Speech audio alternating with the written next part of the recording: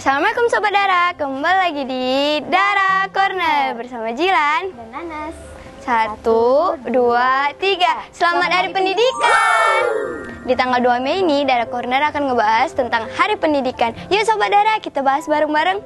Nah, menyongsong tema bergerak bersama lanjutkan Merdeka Belajar, Kementerian Pendidikan dan Kebudayaan resmi menyatakan bulan ini sebagai bulannya Merdeka Belajar. Nah, di tahun 2024 ini ada 3 prioritas nih Sobat Dara dari Kemendikbud. Yang pertama, launchingnya kurikulum nasional untuk menggantikan kurikulum Merdeka. Yang kedua, pelaksanaan kurikulum nasional. Dan yang ketiga, festival kurikulum nasional. Tapi sebenarnya, gimana sih fakta dunia pendidikan hari ini? Yuk kita bahas bareng-bareng yuk!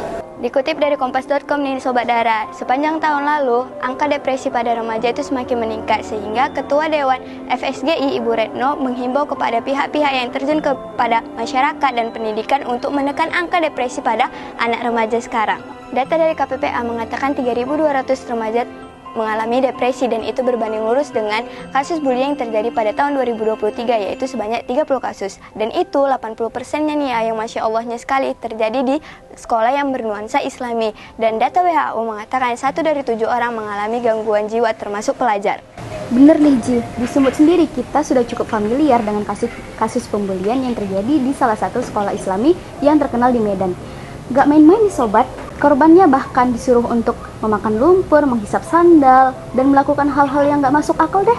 Kasus bully ini bukan hanya satu-satunya permasalahan yang dihadapi oleh pelajar di Sumut, karena ada salah satu pelajar di Samosir yang gantung diri karena hanya dimarahi orang tuanya, dan ada pelajar yang tewas karena dipukuli oleh kepala sekolahnya sendiri yang terjadi di Nias. Potret buram di dunia pendidikan Sumut ini tentu saja menambah coreng hitam di dunia pendidikan Indonesia nih Sobat Dara. Kok bisa sih semakin diupdate kurikulum pendidikannya, tapi malah makin banyak nih kasus-kasus yang gak masuk akal. Jadi kurikulum yang diupdate itu untuk apa? Salah satu kunci kapitalisme adalah liberalisme, yang dimana mereka diberikan kebebasan untuk mengeksplor game dan film yang mengandung kekerasan. Hal inilah yang membuat bullying itu semakin marak. Kita lihat teman-teman di sekitar kita, mereka kecanduan mabar sehingga menggunakan kata-kata kasar. Bukan nggak boleh main game ya Sobat Dara, tapi kecanduan game itu menjadi cikal bakal kita untuk melakukan kekerasan.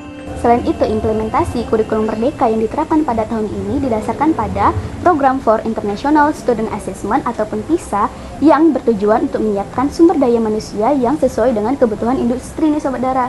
Hasilnya, pelajar dan mahasiswa akan dibebankan dengan beban akademik yang luar biasa sehingga menyebabkan mereka menjadi depresi nih. Selain itu, peran guru yang harusnya mengayomi justru sekarang berbanding terbalik nih Ji.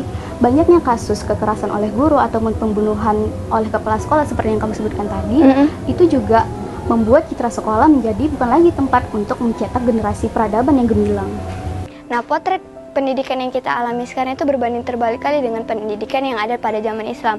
Nah, di dalam Islam, pelajar itu ditempa untuk menjadi generasi yang gemilang, bukan hanya generasi yang gemilang di dalam agama, tetapi untuk peradaban dunia. Selain itu, pelajar ditempa untuk menjadi alim ulama yang taat kepada Allah, dan sekolah itu juga menjadi kontrol masyarakat, sehingga terciptalah generasi yang berguna bagi umat.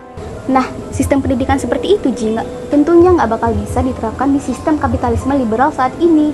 Negara Islam lah tempat lahirnya para pelajar yang taat kepada Allah dan juga menjadi produktif agar nantinya bisa bermanfaat untuk umat. Sekian episode dari Corner untuk bulan ini. Boleh dong tulis wishlist kalian untuk pendidikan Indonesia ke depannya bagaimana di kolom komentar ya. Selamat Hari Pendidikan. Assalamualaikum.